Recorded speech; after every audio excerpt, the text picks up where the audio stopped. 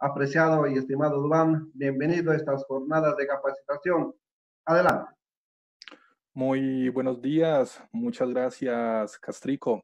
Quiero empezar manifestándole mi agradecimiento al ingeniero Robert Narváez, rector de los Institutos Superiores Tecnológicos del Carchi, y a la ingeniera Karina Játiva, coordinadora de investigación, por esta amable y generosa invitación que me han realizado para participar en estas jornadas de capacitación.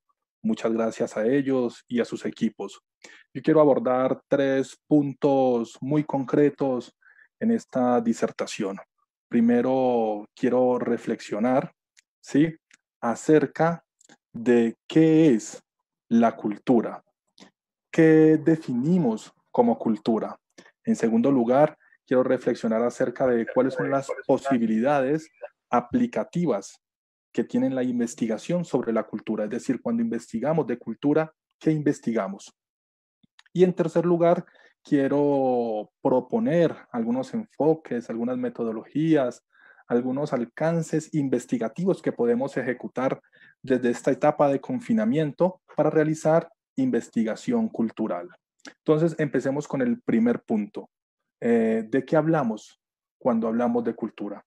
¿A qué nos referimos cuando empleamos ese término? Por ejemplo, si una persona dice el pintor, el escultor, son exponentes de la cultura. En ese momento está empleando el término cultura como haciendo referencia o alusión a una expresión estética, a las bellas artes. Entonces, podemos decir que desde el habla utilizamos la palabra cultura refiriéndonos al arte, a la literatura, a la música, a la pintura, a la escultura, el teatro. Pero, ¿qué pasa cuando una persona dice, como lo hemos escuchado muchas veces, hay que culturizar el carnaval? Porque la gente que bota basura o que echa harina en los ojos es gente que no tiene cultura.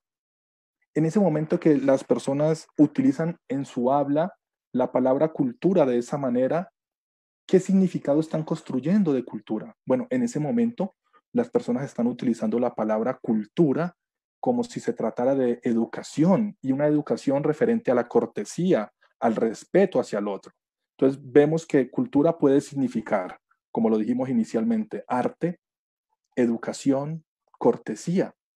Pero ¿qué pasa cuando nosotros, por ejemplo, estamos en una clase y quedamos sorprendidos y admirados con la exposición de nuestro profesor y decimos, mi profesor tiene una amplia cultura general? ¿Qué significa que tiene una amplia cultura general? En ese caso ya estamos empleando desde el habla la palabra cultura, haciendo referencia a conocimientos. ¿Sí? Entonces, cultura como arte, cultura como educación, cultura como cortesía, cultura como conocimientos. Pero, ¿qué sucede cuando vamos a desayunar y, por ejemplo, la abuelita dice, ya nadie come pan de maíz, ahora la gente desayuna cereales con yogur, se perdió la cultura? ¿Qué significa en ese momento cultura cuando decimos se perdió la cultura? En ese momento estamos empleando la palabra cultura desde una acepción que la relaciona con nuestras tradiciones y costumbres. Entonces, miren, cultura también puede significar tradiciones y costumbres. Y resulta que luego enciendo el televisor y me encuentro con una noticia que dice, inauguraron en Huaca un museo dedicado a la cultura Pasto. ¿Qué significa cultura en ese contexto? ¿Qué significa la palabra cultura ahí? Pues bien, viene a significar como pueblo, igual cuando decimos culturas amerindias. Entonces, a lo que quiero llegar es que desde el habla, desde nuestra expresión en el uso del lenguaje, empleamos la palabra cultura con múltiples y diferentes significaciones. Podemos hablar de cultura refiriéndonos a tradiciones, costumbres, educación, cortesía, arte, conocimiento, pueblo. Son múltiples acepciones y significaciones. Si desde el habla la palabra cultura se nos presenta como un término polisémico, multidimensional, no se diga desde la academia. Desde la academia la situación aún es mucho más compleja, porque cada línea de pensamiento, cada corriente filosófica, cada enfoque del pensamiento ha creado su propia definición de cultura. Entonces, desde la academia el concepto de cultura también tiene múltiples significaciones. Por ejemplo, en el funcionalismo, Malinowski, ¿sí?, en este libro, una teoría científica de la cultura, genera su propia definición de cultura desde el funcionalismo. Y Malinowski nos dice que la cultura es la respuesta que da el ser humano frente a las necesidades biológicas o naturales que tiene. Entonces, para ejemplificar esto, todos los seres humanos tenemos una necesidad biológica natural que es el hambre. ¿Cómo saciamos el hambre? Es cultural. Desde el funcionalismo, entonces, lo cultural sería si comemos papa, yuca, plátano, maíz, poroto, el alimento que ingeriríamos frente a esa necesidad biológica es lo cultural, desde el funcionalismo. Pero no solamente el funcionalismo ha creado su definición de cultura, nosotros tenemos que el estructuralismo, con Levi-Strauss, en este libro, Antropología Estructural, también creó su propia definición de cultura. Y Levi-Strauss, en su definición de cultura, nos dice que la cultura es aquello que diferencia a los grupos humanos. Miremos, tenemos un grupo humano aquí en Tulcán y tenemos otro grupo humano, digamos los Aguá, ubicados en el noroccidente carchense y suroccidente nariñense. ¿Qué diferencia estos dos grupos humanos a los tulcaneños y a los Aguá? Bueno, los diferencia la lengua que emplean, las creencias que tienen, la vestimenta que emplean, su alimentación, su modus vivendi, su arquitectura, su forma de habitar los espacios. Entonces, para Levi-Strauss, desde el estructuralismo, expuesto aquí en su libro Antropología Estructural, la cultura es aquello que diferencia a los grupos humanos. El psicoanálisis también creó su propia definición de cultura. Sigmund Freud, en su libro El malestar en la cultura, nos presenta que la cultura es una camisa de fuerza que reprime al ser humano y le impide manifestar sus impulsos instintivos y naturales. A manera de ilustración, yo tengo una discusión con alguien y siento el deseo de violentar por la fuerza, de pegarle a esa persona, pero no lo hago porque pienso en las consecuencias legales, morales, éticas, pienso en el daño que hago al otro y en el daño que me estaría haciendo a mí mismo. Bueno, pues bien, para Sigmund Freud, eso es la cultura. Todo lo que me impide, todo lo que me reprime, todo lo que no me deja manifestar el impulso natural que siento, ¿sí? Desde el psicoanálisis. El marxismo, en este libro Karl Marx, en el Manifiesto Comunista, también nos expone su definición de cultura. ¿Qué es la cultura para el marxismo? Para el marxismo la cultura es una acumulación de bienes materiales y espirituales que durante todos los procesos históricos van generando cada uno de los pueblos. Entonces, podríamos decir que desde el marxismo, esta computadora a través de la cual estoy comunicándome con ustedes es un bien cultural, porque esta computadora es la acumulación de muchísimos procesos históricos, es la acumulación de ciencia, de tecnología, de técnicas. Antes de esta computadora tuvo que haber el teléfono, antes del teléfono tuvo que haber el telégrafo, antes del telégrafo la radio, antes de eso, bueno, y así sucesivamente se han venido acumulando hasta llegar a este bien. Entonces, esa acumulación de bienes materiales y también de bienes espirituales, para el marxismo, eso es cultura. Entonces, cada corriente, cada línea, cada enfoque del pensamiento ha generado su definición de cultura. Si nosotros pensamos en el romanticismo, si pensamos en el idealismo, si pensamos en el dadaísmo, si pensamos en cualquiera de los ismos existentes, todos han creado su definición de cultura. Además, se han creado múltiples tipologías y clasificaciones respecto a la cultura.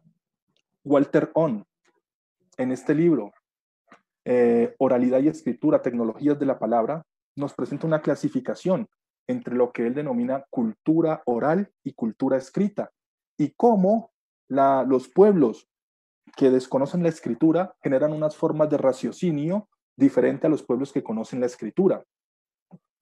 Néstor García Canclini, en este libro, Culturas híbridas, también genera una tipología donde él nos habla de culturas populares y culturas elitistas. Mario Vargas Llosa, en este libro, La civilización del espectáculo también genera una clasificación tipológica, donde nos habla de la cultura de élite y la cultura del espectáculo o la cultura del consumo masivo. Y así podemos continuar con muchísimos teóricos, con muchísimas corrientes del pensamiento que crean sus propias definiciones de cultura. Estas definiciones que se han creado desde la academia coinciden en analizar la cultura como un producto que surge de la vida en sociedad. En nuestra vida en sociedad, en nuestra vida en conjunto, la que produce cultura. También tienden estas corrientes de pensamiento desde la academia a mostrar la cultura como un fenómeno que es transmisible de generación en generación, pero no se absorbe pasivamente, sino que esa se absorbe activamente. Miremos, por ejemplo, con nuestra lengua, con nuestro idioma, con nuestra habla. Nosotros hemos recibido esta habla, este idioma, como un bien cultural que nos han heredado nuestros padres, nuestra familia, ¿sí? Pero no hablamos igual que nuestros padres. Hemos incorporado en el habla nuevas palabras, así como hemos hecho desaparecer también algunas. Entonces, ahí está demostrado que la cultura, ¿sí?, nos fue transmitida, pero no la asumimos pasivamente, sino que también la vamos transformando, adaptando y modificando. Yo quisiera apostar a que pudiéramos generar una definición consensuada de lo que es cultura, ¿sí? Y para ello voy a recurrir a una definición de carácter metafórico. Definamos la cultura como unos lentes. La cultura serían unos lentes, ¿sí?, que todos llevamos puestos. Si yo me quito esos lentes, no puedo ver absolutamente nada del mundo, porque me voy a quedar sin una lengua que me permita expresarme y que me permita entender a los demás.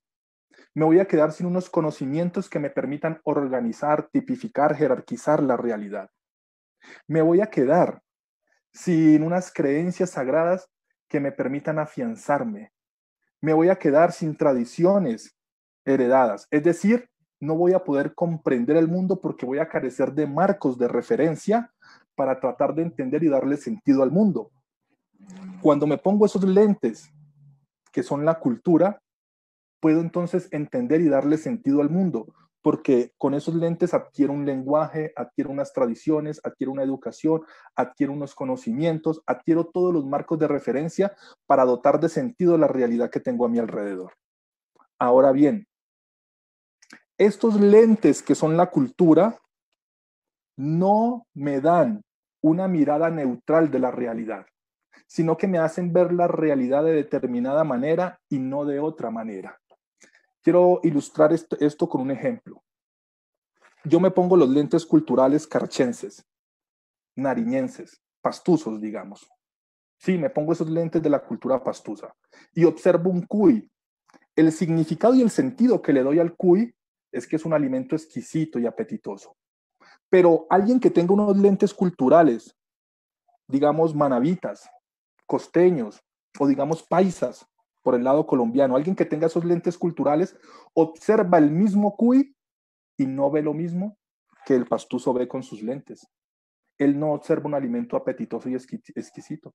Lo que observa es un animal tierno al cual sería inadmisible comérselo, ¿sí? Entonces miren que estos lentes culturales me hacen ver el mundo de una manera y no me lo hacen de otra, y a otras personas le hacen ver el mundo de otra manera completamente diferente. Es decir, cuando me pongo esos lentes, interpreto y entiendo el mundo, pero lo entiendo de una manera que no es neutral. Entonces, de esta manera cierro el primer punto, donde manejo el concepto de cultura. Cómo desde el habla se construyen los significados de cultura, cómo desde la academia se han construido diferentes significados. Sí, utilicé 4 ejemplos del funcionalismo, estructuralismo, psicoanálisis, marxismo, pero hay muchísimos más ismos que tienen su propia definición de cultura, y propuse, sí, para nosotros una definición metafórica donde entendamos la cultura como unos lentes que nos permiten ver, comprender el mundo de una manera no neutralizada.